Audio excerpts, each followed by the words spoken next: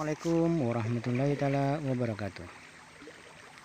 Saya mereview dulu Sungai Are Bern di Swiss. Kebetulan saya bawa sawit dari hulu ke hilir.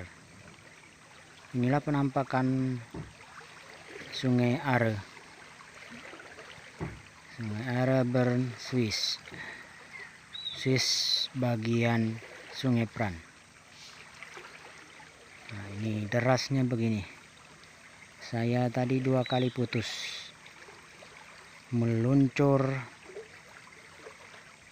dengan deras, tongkangnya meluncur dalam keadaan berisi. Untung tidak kena tonggak. Kalau kena tonggak, alwassalam. Ada sekitar 30-40 meter lepas dari parkir, putus talinya. Putus talinya. Untung ada rantai di atas kotak mesin atau di rumah-rumah mesin. Jadi kebetulan juga 2-3 kali tetap hidup. Coba kalau tidak hidup, bisa-bisa tongkangnya sudah menaik ke darat, naik ke situ, masuk ke situ, kepalanya masuk ke situ, buntutnya melintang. Alhamdulillah masih ada pertolongan. Tongkangnya hidup, mesinnya biasanya agak lambat hidup. Itu bukan karena macet, karena kenapa? Karena gigi roda gendang itu sudah habis. Maklum namanya dipakai. Satu waktu ya aus, kalah giginya. Beginilah. Begitulah derasnya.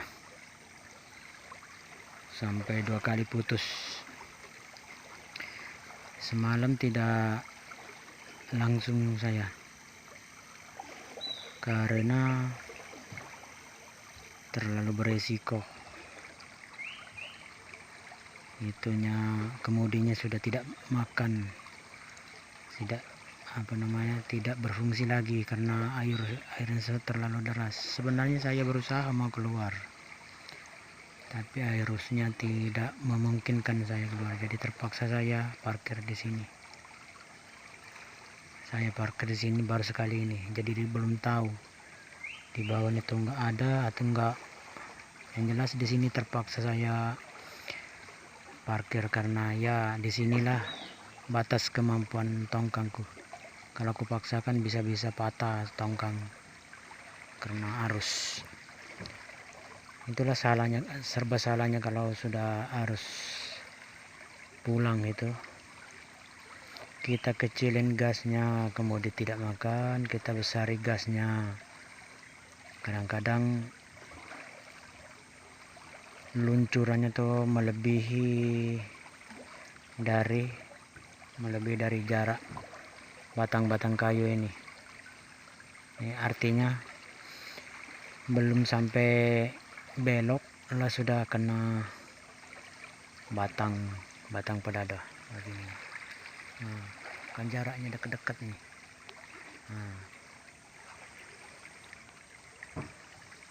Jaraknya dekat-dekat. Jadi belum sempat tongkang belok sudah nabrak duluan. Makanya saya selalu kalau di pihak ASK, kalau ada yang bertanya bisa keluar apa aja, enggak.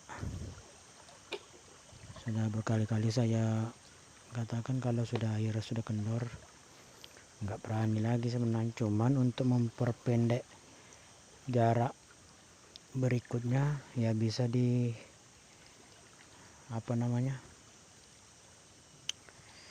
kita bisa mengurangi jarak tempuh.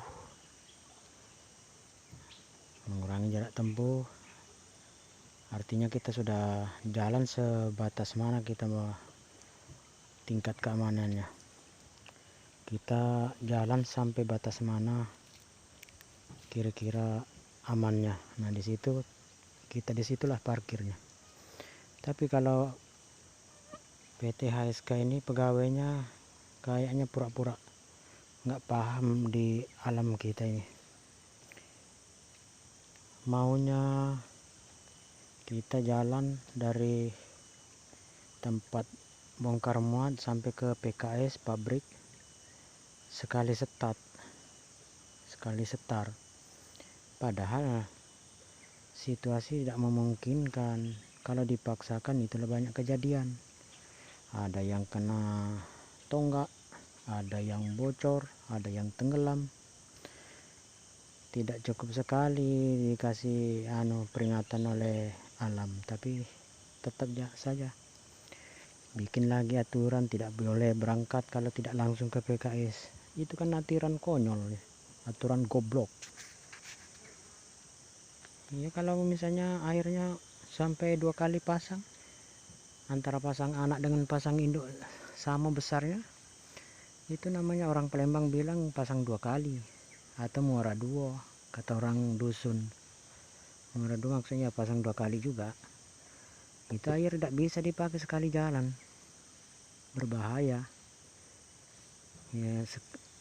Di lain itu memang tidak bisa bergerak kalau ketek yang muat doton mungkin.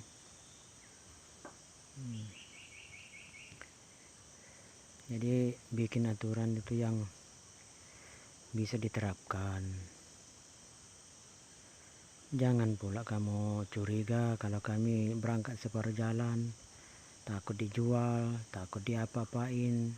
Bukan, di situ kami untuk memperpendek jarak atau mempersingkat waktu, kita gunakan waktu untuk sementara itu. Nah besoknya kita sambung lagi, jadi biar air kecil bisa dipakai.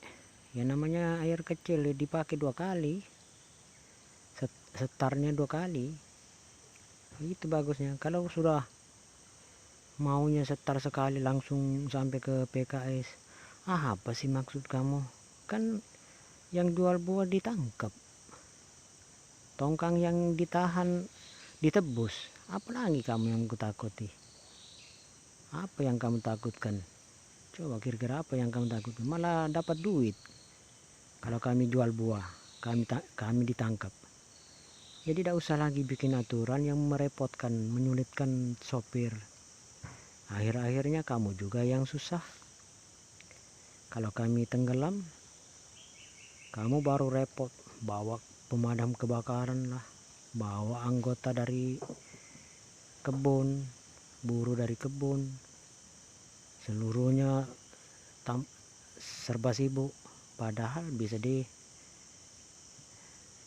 eliminasi, eliminir keadaan-keadaan yang bisa ditekan, resiko-resiko yang bisa ditekan ya tekan. Jangan sok-sokan bikin aturan tapi kamu sendiri perlu diatur juga. Nah seperti yang kemarin kamu bikin BJR yang tidak sesuai dengan tonase.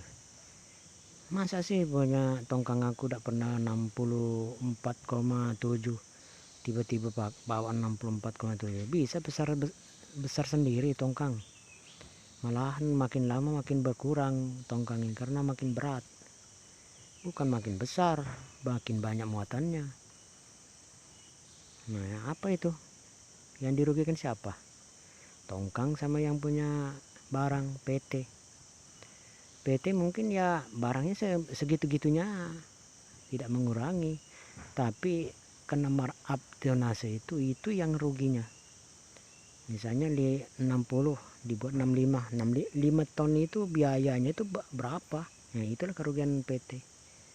Bukan dari harga tonase 5 ton itu ruginya, bukan, biaya itu.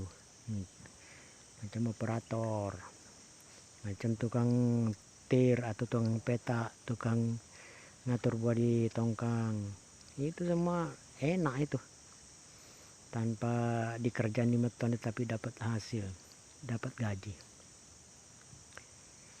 Siapa yang dicurigai? Tongkang. Ya tidak dipungkiri memang sopir-sopir banyak nakal, tapi kamu juga di situ apa bersih. Aku mulai agak kesel karena ngapa? Tongkang ditangkap, ditahan, ditebus. Kalau masalah sopir nakal kamu tangkap, kamu penjarakan, tidak masalah, resiko dia. Tongkang kenapa ditahan? Apa artinya? Kita sudah dirugikan oleh sopir. Kamu tangkap, kami tebus, rugi 2 kali. Enak bener. Ya wajar lah kalau dulu tuh digembar-gemborkan aku bukan ngawal tapi cari tangkapan. Wajar itu. Ternyata terbukti.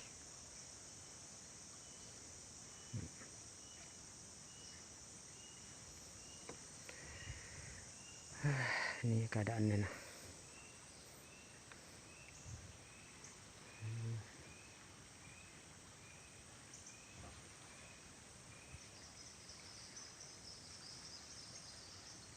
Di sekitar 50 meter dari situ yang ada tonggak tengah. Itu yang berbahaya kalau air kecil itu. Aku tidak sanggup melewati yang itu karena pas di tengah. Apalagi kalau banyu air surut, tidak sanggup aku.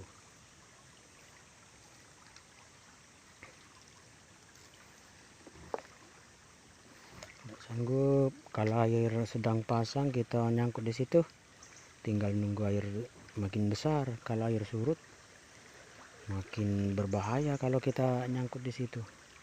Artinya makin kecil. Nah, akhirnya tongkang kayak ayunan, lama-lama jebol.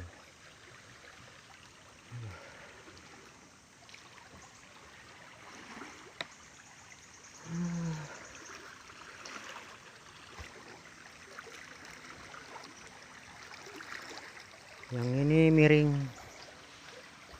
air kecil, sopirnya Om Bos.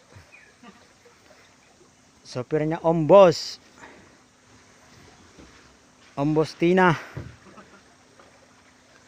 Om Bos Bibi.